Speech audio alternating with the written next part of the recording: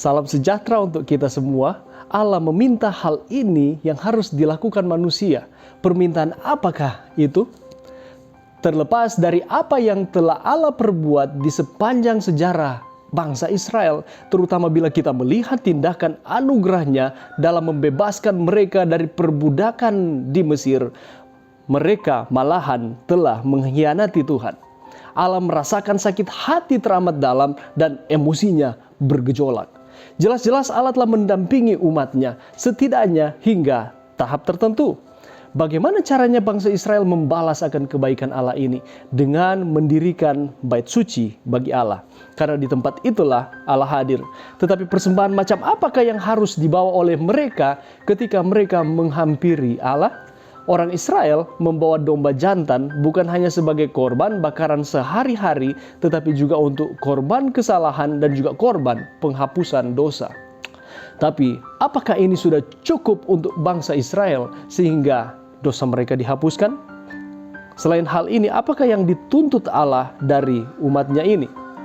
Firman Tuhan berkata, "Dan apakah yang dituntut Tuhan daripadamu selain berlaku adil, mencintai kesetiaan, dan hidup dengan rendah hati di hadapan Allahmu?" Mika 6 ayat yang ke-8. Dalam konteks ayat ini, bukan hanya korban sembelihan bahkan curahan minyak yang dikehendaki oleh Allah. Tetapi terlebih dari hal itu, Ia menuntut 3 hal yang harus dilakukan. Berlaku adil, mencintai kesetiaan, dan rendah hati. Orang Israel harus bertindak adil. Mereka harus mencintai kesetiaan dan hidup di dalam kerendahan hati.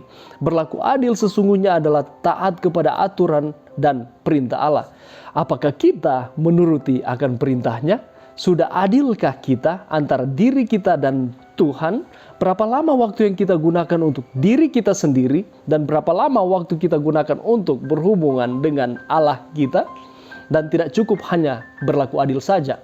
Allah ingin mereka mencintai akan kesetiaan, setia dalam segala hal, setia beribadah, setia berdoa, setia membaca firman, setia mengembalikan persepuluhan, setia melayani Tuhan sesuai dengan kapasitas masing-masing.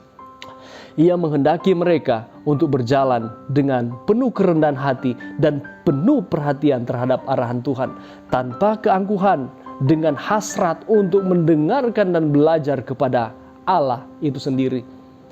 Rendah hati di hadapan Allah adalah pengakuan kuasa dan kekuatannya di dalam kehidupan kita, sehingga kita dapat menyerahkan setiap kehendak kita di bawah arahan Allah. Sebagaimana bangsa Israel, Allah menuntut perilaku yang sama dari saudara dan saya pada hari ini. Kiranya Tuhan memberkati kita semua. Mari berdoa. Bapa kami yang di sorga, terpujilah Engkau ya Tuhan. Terima kasih atas firman ini yang dapat menjadi kekuatan kami untuk kami terus setia kepada Tuhan. Ajarkan kami Tuhan untuk berlaku adil, untuk mencintai kesetiaan dan hidup di dalam kerendahan hati. Ini doa kami, di dalam nama Yesus kami sudah berdoa. Amin.